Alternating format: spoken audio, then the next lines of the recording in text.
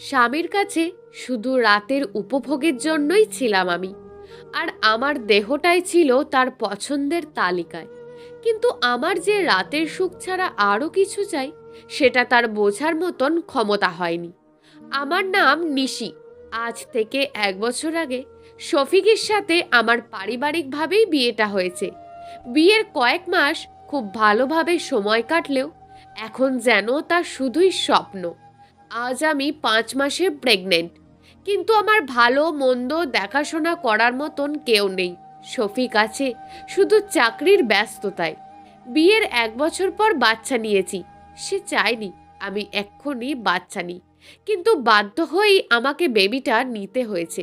ভেবেছিলাম বাচ্চা নিলে হয়তো আমার প্রতি তার একটু মায়া কাজ করবে, কিন্তু 5 মাসের অন্তঃসত্ত্বা থাকা সত্ত্বেও আজ আমাকে তার বাড়ির যত কাজ আছে, কুয়ো থেকে পানি তোলা, কাঁচা ঘর কতদিন পর পর পাশের পুকুর থেকে মাটি এনে সারা বাড়ি নেপ দেওয়া, রান্নার জন্য যত মশলা সব পাটায় ফেসানো, তারপর 3 বেলা রান্না, এটা তো প্রতিদিনের রুটিন মাফিক কাজ। কাজ করতে করতে ক্লান্ত হয়ে যায়, তবুও তাদের কাজের শেষ হয় না। রাতে আবার শাশুড়ির পা টিপে দিতে হয়। এখনো কারেন্ট আসেনি এই এলাকায়, তাই রাত ভোর শাশুড়িকে হাত পাখা দিয়ে বাতাস দেওয়া যেন নিত্যদিনের কাজ। বাড়িতে শুধু শ্বশুর শাশুড়ি আর আমি থাকি। কাজের ব্যস্ততার কারণে শফিককে থাকতে হয় বাহিরে।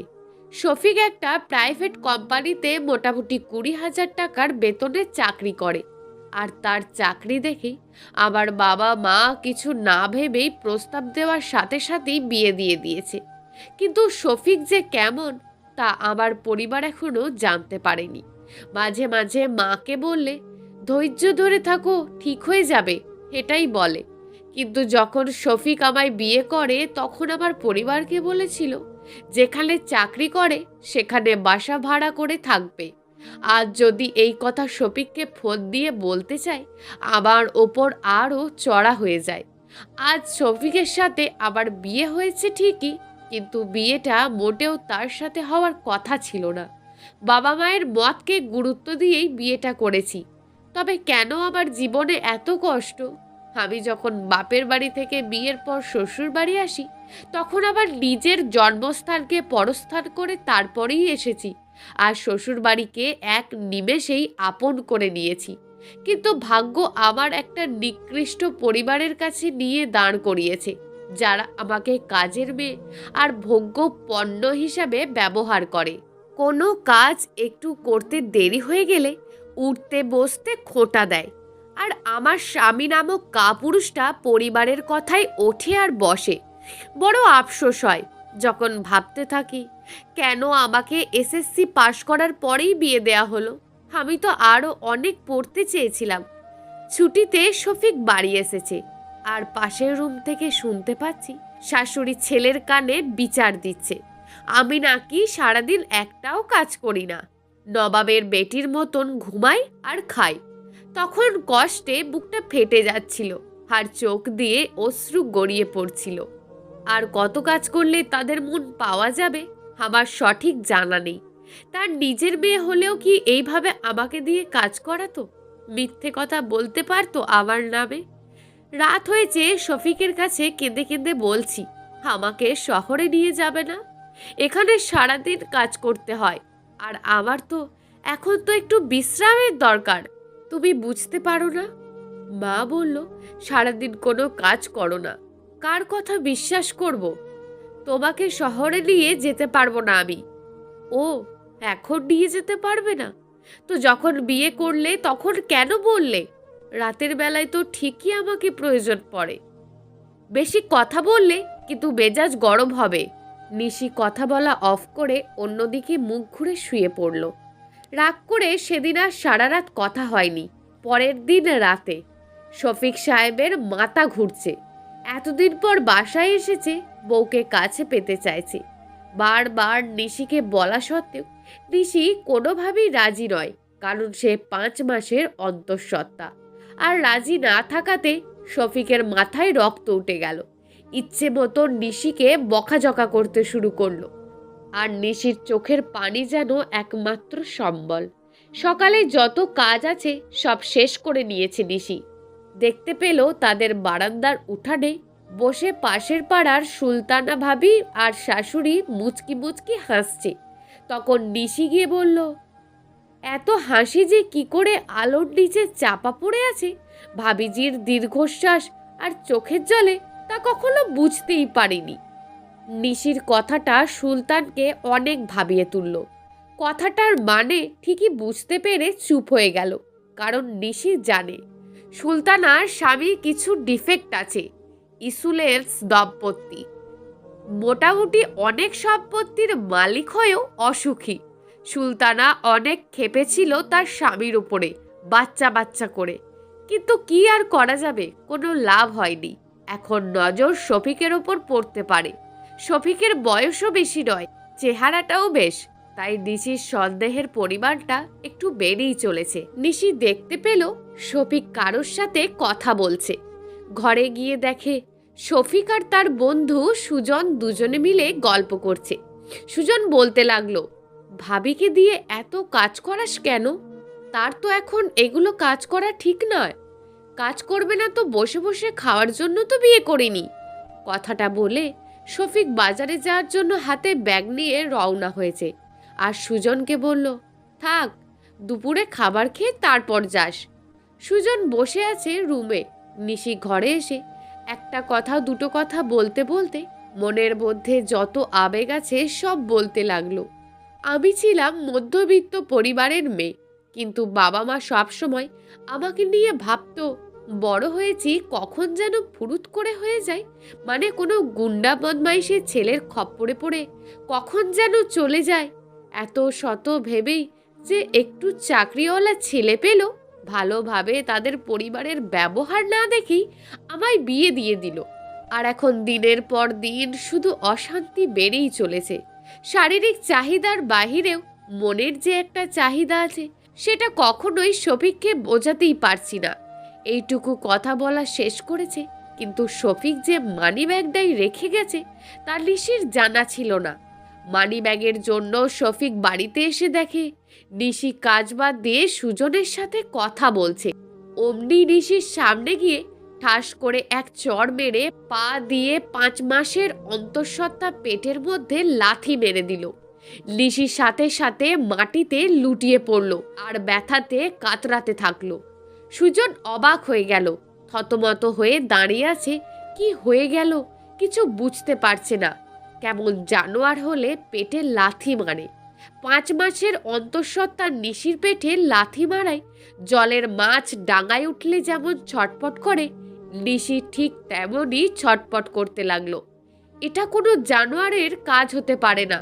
সাথে সাথে আশেপাশে যত লোকজন ছিল সব শফিককে গালিগালাজ করতে শুরু করলো। শফিক চুপচাপ দাঁড়িয়ে আছে আর আর্তনাদ দেখছে। একেবারে জন্য ওর চোখে আফসোস দেখছে না কেউ। কিন্তু নিশির অবস্থা খুবই খারাপের দিকে। হয়তো লাথিটা আস্তে মারতে চেয়েছিল, কিন্তু ভুল করে জোরে হয়ে গিয়েছে। আস্তে আস্তে নিশির চোখের সামনে সবকিছু ঝাপসা হয়ে আসছে। মৃত্যু যেন হাতছানি দিয়ে ডাকছে। সবাই যার যার মতো নিশির হাত পা টিপতে লাগলো। আর পড়ে গিয়ে মাথাটা লেগেছে চেয়ারের এক কোণায়, যার জন্য মাথা ফেটে গিয়ে রক্ত বের হচ্ছে। সবাই বলা বলি করছে, এত নিষ্ঠুর স্বামী হতে পারে? শফিক তো এমন ছিল না। নিশির জ্ঞান নেই, হাত পা একদম ছেড়ে দিয়েছে। কখন জানি জীবন নামের পাখিটা ফুরুত করে চলে যায়। সবাই ভয় পেয়ে গিয়েছে কি থেকে কি হয়ে যায়। আর জ্ঞান হারাবার পর নিশির সাথে কি হয়েছে তার কিচ্ছু মনে নেই। গ্রাম্য ডাক্তারকে খবর দেওয়া হয়েছিল, যেহেতু অন্তঃসত্ত্বা তাই ভয়ে সে সামান্য ওষুধ পর্যন্ত দেয়নি, যদি ওষুধে পেটের বাচ্চার কোনো ক্ষতি হয়ে যায়। গ্রাম্য ডাক্তার নিশির অবস্থা দেখে সাথে সাথেই হাসপাতালে নেওয়ার জন্য বললেন। যেহেতু বালুচর, তাই হাসপাতালও অনেকটা দূরে আর রাস্তাও বেশি ভালো না। এদিকে নিশির অবস্থা ক্রমশই খারাপ দিকে যাচ্ছে। মরে গেলে জেলের হাজত নিশ্চিত। ভয়ে তাড়াহুড়ো করে সিএনজি নিয়ে হাসপাতালে যায়। সুজন এই অবস্থা দেখে সাথে সাথে ফোন দেয় নিশির বাড়িতে।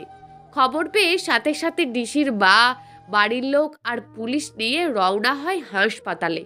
পুলিশ নেয়ার কারণ ছিল, এর আগেও নিশিকে অনেক অত্যাচার করেছে তার শাশুড়ি, তবুও কিছু বলেনি, শুধু নিশি কিছু বলতে মানা করেছিল। কিন্তু এবার তো অবস্থা খারাপ, যদি কিছু হয়ে যায় মানুষ খারাপ বলবে, এটা ভেবে নিশি ডিভোর্সও দেয়নি। আর মানুষ বলবে মেয়েটারই দোষ, তাই সংসার ভেঙে গেছে। তবে এবার আর না, অনেক সহ্য করেছে তার মেয়ে। হাসপাতালে গিয়ে দেখতে পেল নিশিকে। এমার্জেন্সিতে তাকে ভর্তি করা হয়েছে, আর নিশির সাথে শুধু শফিক রয়েছে, আর কেউ নেই। যখন নিশির জ্ঞান ফিরল, তখন দেখতে পেল হাসপাতালের বেডে শুয়ে আছে, আর পাশে তার মা বসে আছে। নিশি আশেপাশে তাকিয়ে আছে আর মাকে বলছে, মা, আমি তো ভেবেছিলাম মারা যাব, কিন্তু কিভাবে বাঁচলাম? এটা সৃষ্টিকর্তার ইচ্ছে। মালিক তোমাকে বাঁচিয়ে রেখেছে। গরিবের কেউ না থাকলেও একজন আছে। কিন্তু আমাকে হাসপাতালে কে নিয়ে এলো? তুমি কিভাবে জানলে আমার এমন অবস্থা? শফিক তোকে হাসপাতালে নিয়ে এসছে, আর আমাকে কে যেন ফোন দিয়ে বলল, চিনি না আমি তাকে। শফিক কই মা? ওরে পুলিশে দিয়েছি। এর আগেও তোর কথা শুনে কিছু বলতে পারিনি, কিন্তু এবার আর না, তাই এখন জেলের ভাত খাবে, দেখুক কেমন লাগে। পুলিশ মানে? জেলে মানে? ও কেন জেলে থাকবে? ভুল করে হয়তো এমনটা করে ফেলেছে, তাই জেলে দিতে হবে? ও তো কয়েকদিন হলো বাড়িতে এসেছে, আমাকে ভুল করে লাথি মেরেছে হয়তো। আচ্ছা মা, শফিককে কবে পুলিশে নিয়ে গেছে? 7 দিন হয়েছে। আর এই 7 দিন তুই মৃত্যুর সাথে লড়াই করেছিস, আর আজকেই তোর জ্ঞান ফিরল। কি বলো? আমার বাচ্চার কোনো ক্ষতি হয়নি তো আবার? তাহলে আমি আর বাঁচবো না, প্রথম মা হব আমি। তোর পেটের বাচ্চার কি হয় বুঝতে পারছে না কেউ। তোর অবস্থা খুবই খারাপ ছিল, কিন্তু সৃষ্টিকর্তা তোকে বাঁচিয়ে রেখেছে, এটাই অনেক। মরে তো যাইনি, বেঁচে আছি। শফিক রে ছাড়িয়ে আনার ব্যবস্থা করো মা। আমি 7 দিন ধরে হাসপাতালে আছি, আর শফিক জেলে। মনে হয় না জানি কত কষ্ট করছে। তোর শ্বশুর বাড়ির সবাই অমানুষ। খুব করে ভুল করেছি তোরে ওই জায়গায় বিয়ে দিয়ে। তোর স্বামীও একজন অমানুষ। যে স্বামী তার নিজের অন্তঃসত্ত্বা স্ত্রীর পেটে লাথি মারতে পারে, তাকে অমানুষই বলে। আর দরকার নেই শ্বশুর বাড়ি যাওয়ার, ডিভোর্স দিয়ে দিবি। না মা না, বিয়ে যখন করেছি, আর শফিককে নিয়েই আমি সংসার করব। শফিক একদিন ভালো হবেই, আর আমার সন্তানের বাবা হতে যাচ্ছেও। আমি কেসটা উঠিয়ে জেল থেকে ছাড়িয়ে নিয়ে আসব। হাসপাতাল থেকে ছাড়া পেয়ে পরের দিন এক উকিলের সাথে কথা বলে শফিকের ব্যাপারে। যেহেতু আমি বেঁচে আছি, তাই আমি এই স্বামীকে নিয়েই সংসার করতে চাই, তাই ওকে ছাড়ানোর ব্যবস্থা করেন। নিশি পুলিশকে স্টেশনে গিয়ে এই কথা বলাতেই পুলিশ কেসটা বন্ধ করে দিল, আর 2 দিনের মধ্যে শফিককে পুলিশ ছেড়ে দিল। শফিক আজই জেল থেকে ছাড়া পেয়েছে। বাসায় আসার সময় শফিক আমার সাথে গাড়িতে একটাও কথা বলেনি, আমিও কিছু বলিনি। আমাদের বাড়িতে নিয়ে গেলাম আগে, আর শফিক বাড়িতে এসে রুমের দরজা বন্ধ করে দিল। তাই আমিও আর কিছু জিজ্ঞেস করলাম না। কিছুক্ষণ পর শফিক বলল, বাড়ি চলো, এখানে আর এক মুহূর্ত থাকবো না। আমি বিছানায় শুয়ে আছি, শরীরটা বেশ খারাপ লাগছে। শফিক হঠাৎ আমার রুমে এসে হাতটা টান দিয়ে বলে, চলো তাড়াতাড়ি, এত দেরি করার কোনো মানে হয় না। কি বলো তুমি? কেবল কতক্ষণ হয়েছে এসেছো, একটু তো বিশ্রাম নাও। কখন কি খেয়েছো তাও জানা নেই। মা রান্না করছে, খেয়ে তারপর যাব। না, এক্ষুনি বলছি, তোমাকে এক্ষুনি যেতে হবে। আবারও শফিকের ব্যবহারে কিছুটা চমকে উঠলাম। কি হয়েছে? কেন এমন করো আমার সাথে? আমাকে তোমার ভালো লাগে না? বিয়ে হয়েছে থেকে আমার সাথে খারাপ ব্যবহার করেই চলেছো। আমি আর তোমাদের বাড়িতে গিয়ে সারাদিন এত কাজ করতে পারবো না। যদি আমাকে তোমার সাথে শহরে নিয়ে যাও, তবেই আমি বাপের বাড়ি থেকে যাব, তার আগে না। শফিক কিছু না বলেই একটা থাপ্পড় লাগিয়ে দিল আমার গালে। আমি হতভম্ব হয়ে গেলাম। আমি তো ভেবেছিলাম ওই ঘটনার পর ও শুধরে যাবে, কিন্তু আমি শফিককে জিজ্ঞেস করলাম, আমাকে মারলে কেন? মারবো না তো কি করব? জানোস না, বেশি কথা বললে মাথা গরম হয়ে যায়। তোর কি মনে হয় তুই আমাকে জেল থেকে বের করে এনেছিস, এর জন্য আমি তোকে ভালোবাসবো, তোর প্রতি দয়া দেখাবো? কখনোই না। এখন বলছি বাড়ি চল, দেখা যাক, তোকে শহরে নিয়ে যাব। তোর এতই যখন শহরে যাওয়ার শখ, তোকে আর গ্রামে রাখবো না। এখন তো খুশি? আচ্ছা, মাকে বলে আসছি আমি, তুমি একটু অপেক্ষা করো। এরপর দুজন মিলে রওনা হলো শফিকের বাড়ির উদ্দেশ্যে। বাড়িতে গিয়ে দেখে শাশুড়ি রাগে ফুলে বোম হয়ে আছে। শফিক ঘরে ঢুকতেই দেখতে পেল তার টেবিলে একটা ডায়েরি পড়ে আছে। ডায়েরিটা দেখে শফিক ব্যাগে ঢুকিয়ে রাখলো। তুমি মা হতে পারবে, তোমার স্বামীকে বলবে এটা তোমার সন্তান। সুলতানা, আমি তোমাকে অনেক ভালোবাসি। নিশি ডায়েরিটা খুলেই দেখতে পেল বড় বড় অক্ষরের এই লেখাটা, আর লেখাটা দেখে ভীষণভাবে চমকে উঠল। শফিক যখন বাইরে বের হয়েছে অমনি নিশির ডায়েরির কথা মনে পড়ে যায়, আর খুলে যা দেখল তাতে অবাক না হয়ে সে পারল না। নিশির মেজাজটা গরম হতে লাগলো। কাকে সে জেল থেকে ছাড়িয়ে এনেছে এটা দেখার জন্য, আর মানুষ কি বলবে, আর বাড়িতে চলে গেলে কয়দিনই বা ভালো থাকতে পারবে। আর কোনো স্বামী যখন পরনারীতে আসক্ত হয় তখনও সেটা নাকি মেয়েদেরই দোষ, কারণ মেয়েরা নাকি শক্ত করে স্বামীকে আঁচলে বাঁধতে না জানলে এমনই হয়। আর আমার মা আগে একটু অন্যরকম ছিল, মেয়ে বলে অবহেলা করত, বিয়ে দিলেই যেন বেঁচে যেত, তাই এসএসসি পাস করার পরেই বিয়ে দিয়ে দিয়েছে। আমার কপালটাই খারাপ। এখন যদি শ্বশুর বাড়ি থেকে চলে যাই, বাপের বাড়ি গিয়ে আর কতদিন থাকা যায়? বড় হয়েছি তো, এখন বেশি দিন থাকলে কোনো বাবা মায়েরই ভালো লাগবে না। যখনই আমি শাশুড়িকে শফিকের কথাটা বলতে লাগলাম তখনই বলে উঠল, আমার ছেলে আরও বিয়ে করবে, তাতে তোর ভালো লাগলে থাক, না থাকলে চলে যা। কি বলেন এসব? তাহলে আমাকে ছেলের বউ করে না আনলেই পারতেন।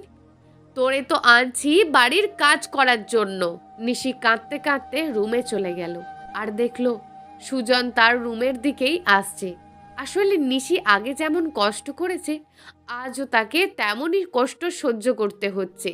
সুজন জিজ্ঞেস করতে লাগলো, ভাবি কি হয়েছে আপনার? কিছু না, কিন্তু কষ্ট দিয়ে জীবনটাই আমার ঘেরা। ছোট থেকে জীবনটা কষ্টের মাঝখান দিয়েই চলেছে। গরিব পরিবারে জন্মগ্রহণ করলে যা হয় আর কি, তুমি তো জানোই, কারণ তোমার নানুর বাড়ি ওই জায়গায় ছিল। আমার জীবনের কাহিনী পুরোটা জানো না, আজ তোমায় বলছি, শোনো। জীবনের সুখ কি জিনিস সেটা হয়তো আমার কপালেই ছিল না, কারণ জীবনটাই এমন যে সুখ কখনো ধরাই দেয়নি। আমার মনের আশা কখনো পূরণ হতো না।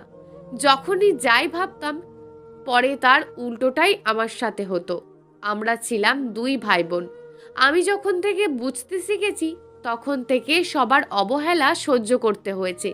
আর সবাই কেন অবহেলা করবে না যদি নিজের মা আমার সাথে এমন করে? আমি পড়ালেখা একটু কম পারতাম, আর আমার ভাই পড়ালেখায় খুব ভালো ছিল, আর হবেই তো ভালো, কারণ ও তো ছেলে, ওর গুরুত্ব একটু বেশিই। মেয়েরা তো আর বাবা মার কাছে সারা জীবন থাকবে না, আর ছেলেরা তো চাকরি করবে, তাদের খাওয়াবে, তাই না? আমি তো তা করতে পারবো না। আমাকে কেউই ভালোবাসতো না। আমাকে বলতো, তুই পাশ করতে পারলেই হবে, বড় হলে বিয়ে দিয়ে দেব, পরের বাড়িতে থাকবি। তখন আমি চতুর্থ শ্রেণী শেষ করে পঞ্চম শ্রেণীতে পড়ি। আমি মনে হয় মেয়ে হয়ে জন্ম নিয়েই খুব বড় ভুল করেছি।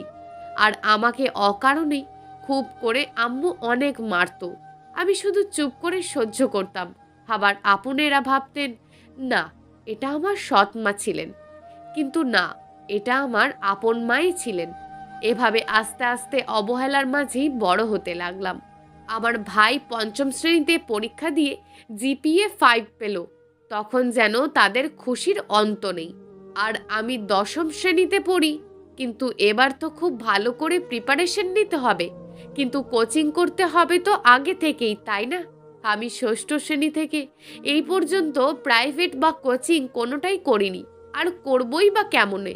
আমাকে তো কোনোদিন পড়ার জন্য টাকাই দেওয়া হয়নি, তাহলে আমি হুট করে কি করে ভালো ইংরেজি পারবো, অঙ্ক কি করে ভালো বুঝবো? আর ওকে তো বাসায় টিচার এনে পড়ায়। আসলে আমি মেয়ে তো, তাই বলে এমন করে। শুধু যে লেখাপড়া থেকে এমন তা কিন্তু না, প্রায় সব জিনিস থেকেই আমি অবহেলার পাত্র ছিলাম। টাকা, খাবার, পোশাক, সব সব। এক ড্রেসে পুরো 2 বছর কাটিয়ে দিয়েছি। এক জোড়া জুতার জন্য অনেক কেঁদেছি। একদিন জুতো ছিঁড়ে গিয়েছিল, আর আমি তখন 2 পায়ে 2 স্যান্ডেল নিয়ে স্কুলে গেছিলাম। আর সেদিন আমার বান্ধবীরা অনেক হাসাহাসি করেছিল। তারা তো আর জানে না আমার এত কষ্টটা। তাই খুব কম বান্ধবী ছিল আমার। আমি টাকা চাইলে বলতো, এত টাকা কিসের? আর আমার সাথে রাগ না করতো। তখন আমি তাদের কিছু না বলে রাগ করে চলে যেতাম আমার রুমে। নিতাম না টাকা, আর রুমে গিয়ে চুপচাপ অনেক কান্না করতাম। আপনারাই বলুন, সবার যখন টিফিনের সময় কিছু খায়, আমার তখন কেমন লাগে? যখন খেতে বসতাম, মাছের মাথাটা ছেলেকে দিত, আর আমাকে দিত ছোট টুকরোটা। সব ওকেই বেশি বেশি দিত। কেউ বলতো না যে কেন, মেয়েটাও তো আছে। বাবা মা দুজনেই ছেলেকে নিয়েই টানাটানি করতো। বাবা বলতো ছেলে আমার, মেয়ে তোমার। আবার মা বলতো ছেলে আমার, মেয়ে তোমার। মাঝখান থেকে আমি কার ছিলাম নিজেও জানি না। একসময় মা খুব ক্ষেপে গিয়ে বলতো, ছেলেরা মায়ের মতোই হয়, ছেলেটা আমার। আর আমি একপাশে দাঁড়িয়ে থাকতাম। এগুলো দেখে আড়ালে গিয়ে কাঁদতাম। ভাইটা যদি একটু দুষ্টামি করতো আর আমি কিছু বললে, মা আমার ওপরেই জুলুম করত। আমি সব সময় মায়ের বকা শুনতেই থাকতাম, আর কান্নার ওপরেই থাকতাম। আর ভাবতাম আমার জীবন কি এইভাবেই যাবে? সবাই বলে মেয়েদের নাকি দুটো জীবন, এক জীবন বাবার বাড়িতে কাটায়, আর এক জীবন শ্বশুর বাড়ি। কিন্তু আমার একই হলো। আমি শ্বশুর বাড়ি এসেছি, সেখানেও একই অবস্থা। আমি এসএসসি পাশ করে কলেজে কেবল ভর্তি হব, ঠিক সেই সময় বিয়ে দিয়ে দিল। বড় হয়েছি, কিন্তু বেশি বড় না, বয়স কেবলমাত্র 17 বছর। আর আমার তো ছোট থেকেই জীবনটা কষ্টের, তাই শ্বশুর বাড়ির কষ্টটা মানিয়ে নিতে পারি, কিছু মনে করি না। কিন্তু এই স্বামীই যদি আমার ওপর এত আঘাত দেয়, তাহলে কিভাবে সহ্য করতে পারি বলেন? মেয়ে বলে এত অবহেলা, গরিব হয়েছি বলেও এত অবহেলা। ভাবি, এত কষ্ট করে বড় হয়েছেন, আগে তো জানতাম না। তবে তবে ভাবি, আমায় মাপ করে দিও। অনেক দিন ধরেই শরীরটা ভালো লাগছিল না। তারপর হাসপাতালে গিয়ে পরীক্ষা করাতেই ধরা পড়ে আমার ক্যান্সার হয়েছে। সৃষ্টিকর্তা বেশি দিন আমাকে এই পৃথিবীতে রাখবেন না, তাই মরে যাওয়ার আগে সত্যি কথাগুলো তোমাকে বলে যেতে এসেছি।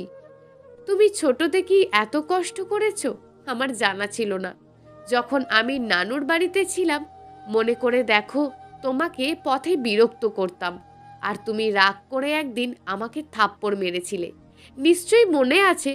তোমায় মনে মনে অনেক ভালোবাসতাম আমি, কিন্তু তুমি আমায় পাত্তা দিতে না। আর সেদিন থেকেই আমার মনে প্রতিশোধের আগুন বইতে থাকে। অনেক রাগ হয়েছিল ওই থাপ্পড়ে, আর তখনই সিদ্ধান্ত নিয়ে ফেলি, তোমার যেখানেই বিয়ে হবে, প্রথমে তোমার স্বামীর সাথে আগে বন্ধুত্ব করব, তারপর তোমাকে শিক্ষা দেব। ঠিক তাই করেছি। তোমার বিয়ে হওয়ার 1 মাসের মাথায় আমি খুঁজে পাই শফিকের সাথে তোমার বিয়ে হয়েছে। তারপর শফিকের সাথে ফেসবুকে বন্ধুত্ব করি। তারপর অনেকবার দেখা করি দুজনে। এইভাবে শফিক আমাকে বিশ্বাস করতে শুরু করে, আর আমরা ভালো বন্ধু হয়ে যাই। তারপর থেকেই আমি সব সময় শফিককে ফোন দিয়ে মিথ্যা কথা বলতাম। বলতাম, তোর বউয়ের অন্য একজনের সাথে সম্পর্ক আছে। তুই যখন চাকরিতে যাস আর তোর বউ ফাঁকা বাড়িতে থাকে, রাতের আঁধারে পরপুরুষের সাথে। শফিকের মাকে বলার পরও প্রথমে বিশ্বাস করতে চাইনি, কিন্তু তুমি যখন আমার সাথে ফোনে কথা বলতে, তখন আমি তোমার শাশুড়িকে অন্য ফোন থেকে কল দিয়ে বলতাম, দেখেন, আপনার ছেলের বউ অন্যজনের সাথে কথা বলছে। এর জন্য তোমাকে অনেকবার বকাঝোকা করেছেন, কিন্তু মান সম্মানের ভয়ে কাউকে কিছু বলেনি। আর যখন শফিককে বানিয়ে বানিয়ে তোমার কথাগুলো বলতাম, তখন শফিকও আমার কথা খুব বিশ্বাস করত। আর যে ডায়েরিটা টেবিলে ছিল, সেটা আমি রেখেছিলাম। তারপর ওই সব কিছু আমিই লিখেছিলাম, যাতে তোমার মনেও সন্দেহ সৃষ্টি হয় আর তোমাদের ছাড়াছাড়ি হয়। আর শফিককে ছেড়ে গেলে আমার মনের ভিতরের আগুনটা একটু হলেও কমবে। আর তোমার মা যখন পুলিশ নিয়ে হাসপাতালে গেল, আসলে পুলিশকে আমি পাঠিয়েছিলাম যাতে করে শফিক জেলের ভাত খায়। তোমার শাশুড়ির কাছে আমি বদনাম করতাম যে তুমি একটা নষ্টা মেয়ে, সুলতানার স্বামীর সাথে অবৈধ সম্পর্ক আছে, তাই তোমাকে ওরা কেউ দেখতে পারতো না। শফিক না পারতো কাউকে কিছু বলতে, না পারতো সহ্য করতে, তাই তোমাকে নির্যাতন করত। আর ভাবতো শহরে নিয়ে গেলে হয়তো অন্য পুরুষের সাথে তুমি সম্পর্ক করবে, তাই নিয়ে যেতে চাইতো না। তুমি আমার এত বড় সর্বনাশ করতে চেয়েছিলে। এই জন্যই শফিক আমাকে বারবার সন্দেহ করত। কিছু বুঝতে পারতাম না। এই সন্দেহের কারণেই ঝগড়া লেগে থাকতো সংসারে। আর বারবার বলতো সুলতানার স্বামীর সাথে তোর অবৈধ সম্পর্ক আছে, কিন্তু আমি যা করিনি তা মেনে নেব কেন? এই জন্যই সবসময় ঝগড়া হতো। আর সুজন, তুমি তো আমায় বলতে সুলতানার সাথে শফিকের সম্পর্ক আছে। হ্যাঁ ভাবি, এই সব কিছুই মিথ্যা কথা ছিল, সব বানিয়ে বলতাম। আসলে এই সব কিছুর জন্য আমি দায়ী। আমাকে ক্ষমা করে দিও। আমি শফিককে সব কিছু বুঝিয়ে বলবো, আর তোমার শাশুড়িকেও বলবো, যাতে করে তোমাকে কেউ সন্দেহ না করে আর এত কাজ না করায়। আমি নিজের ভুল বুঝতে পেরেছি। কেউ জানি আমার মতন করে অন্যজনের ক্ষতি করার চেষ্টা না করে। আসলে তৃতীয় ব্যক্তির কুটনামির কারণে, নয়তো যৌতুকের, আর নয়তো পরকীয়ার, এই তিনটা কারণেই সংসারে অশান্তি লেগে থাকে। তাই বলে সত্য যাচাই না করে এক নজরে দোষ দেওয়াটা বোকামি। যে বোকামিটা করেছে শফিক আর তার পরিবার, যার কারণে কষ্ট পেতে হয়েছে নিশিকে। আমরা একজনকে ভালোবাসতেই পারি, মন থেকে কাউকে পছন্দ করতেই পারি, কিন্তু সে যদি পাত্তা না দেয়, তাই বলে কারোর মনে মিথ্যা সন্দেহ ঢুকিয়ে দিতে পারি না। তাই আমরা সুজনের মতন খারাপ কাজ থেকে বিরত থাকব। সুজন যে কাজটা করেছে জেদের বশে করেছে, তার এই রকম কাজকে কোনোভাবেই সমর্থনযোগ্য নয়। কিন্তু আমাদের সমাজে এরকম অনেক কিছু হয় যা চোখের অন্তরালেই ঘটে থাকে, কিন্তু স্বামী স্ত্রীর মাঝে যুগ যুগ সন্দেহ নামক জিনিসটা থেকেই যায়। বন্ধুরা, গল্পটি কেমন লাগলো তা অবশ্যই নিচে কমেন্ট করে জানাতে ভুলবেন না। আর যদি আপনাদের গল্পটি ভালো লেগে থাকে তাহলে একটি লাইক করে চ্যানেলটিকে সাবস্ক্রাইব করে রাখুন এই ধরনের নিত্য নতুন গল্পগুলি শোনার জন্য।